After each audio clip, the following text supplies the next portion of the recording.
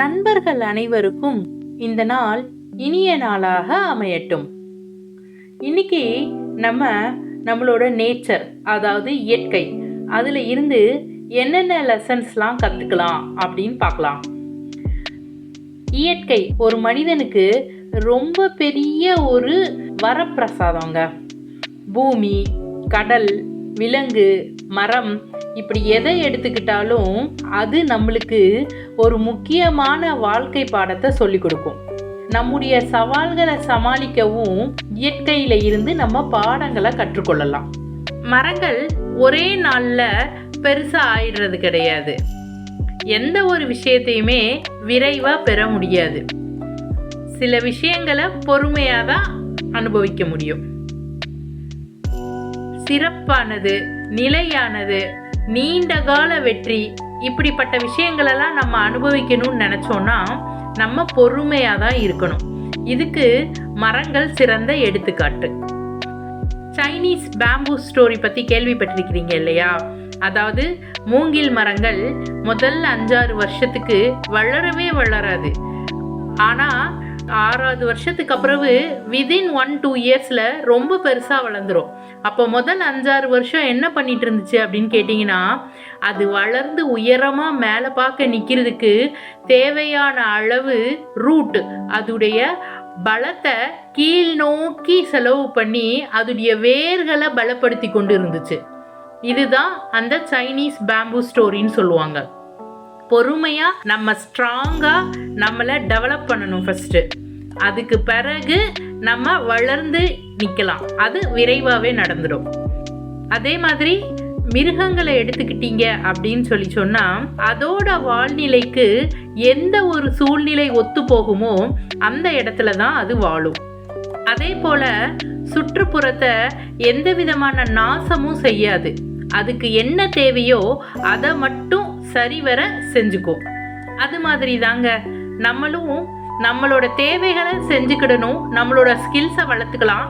ஆனால் அடுத்தவங்களை பற்றி புறம் பேசுறது, அந்த மாதிரி தேவையில்லாத செயல்களில் ஈடுபடுறத தவிர்க்கணும். இன்னும் சில விலங்குகள் அப்படின்னா இந்த பல்லி, அதெல்லாம் பார்த்தீங்கன்னா தன்னுடைய வாழை அதுவே கட் பண்ணிட்டு திருப்பி அதை வளர்த்துக்கும். அந்த மாதிரி நம்மளும் ப்ராப்பராக நம்மளுக்கு தேவையான ஒரு சூழ்நிலையை நம்மளை சுற்றி உருவாக்கணும். அது போக புதுமையான திறன்களையும் நம்மளுக்குள்ள நம்ம வளர்த்துக்கிடணும். நம்ம வாழ்க்கையில் ஏற்படக்கூடிய எந்த விதமான தடைகளாக இருந்தாலும் சரி, சவால்களாக இருந்தாலும் சரி, அதை எதிர்பாராத மாற்றங்களை சமாளிக்கிறது அப்படிங்கிறது நம்மளுக்கு ரொம்ப கட்டாய தேவை. நம்மளோட உடன்பாடுகளை மாற்றி புதிய சவால்களை எடுக்கிற துணிச்சலை நம்ம வளர்த்துக்கிடணும். ஒரு உயிரினமும் ஒரு விஷயத்தில் இயற்கையை சார்ந்து வாழும். இப்போ ஒரு மரம் இருக்குது அப்படின்னு சொன்னால் அந்த மரத்தை சார்ந்து சில பறவைகள், சில பூச்சிகள், உயிரினங்கள் வாழத்தான் செய்யும். ஸோ அப்போ அந்த மரம் விழுந்துருச்சு அப்படின்னு சொன்னால் வாழ்விடம் ப்ராப்ளம் ஆகும். அதுபோல தாங்க நம்மளும் ஒரு நெட்வொர்க் கிரியேட் பண்ணிக்கிடணும். நம்மளோட நெட்வொர்க்கை நல்லபடியாக நம்ம பார்த்துக்கிடணும். நம்ம செய்கிற ஒவ்வொரு காரியத்துக்கும் நம்மளை சுற்றி இருக்கிறவங்களுக்கு, நம்மளோட தொடர்புடையவங்களுக்கு ஏதோ ஒரு தாக்கம் இருக்கும். அதனால் நல்லதை மட்டும்தான் செய்யணும். சில தாவரங்கள், அதாவது இந்த பாலைவனத்தில் வாழும் இல்லையா, அந்த தாவரங்கள்லாம் தனக்கு தண்ணி தேவை அப்படின்னு தெரிஞ்சுக்கிட்டு கிடைக்கிறப்போ அதை சேமித்து வச்சுக்கோ. அந்த மாதிரி நம்மளும் இயற்கை கிட்ட இருந்து இந்த பாடத்தை கற்றுக்கிடணும், சேமித்து வச்சுக்கிடணும்.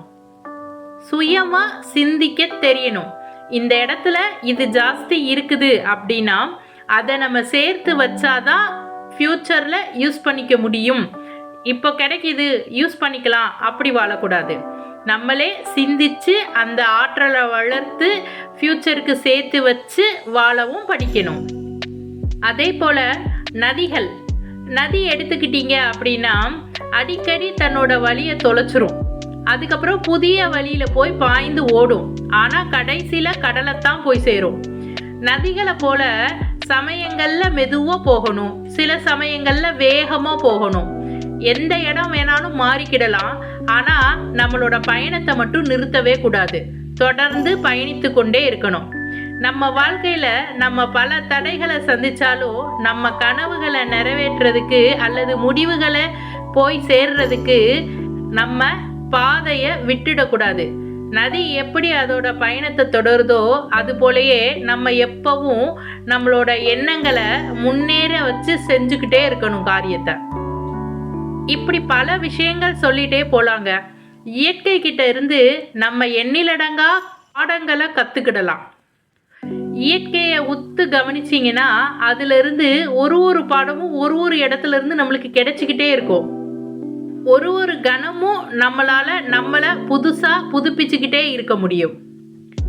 இது எல்லாமே இயற்கை நம்மளுக்கு சொல்லி கொடுக்குற பாடம்.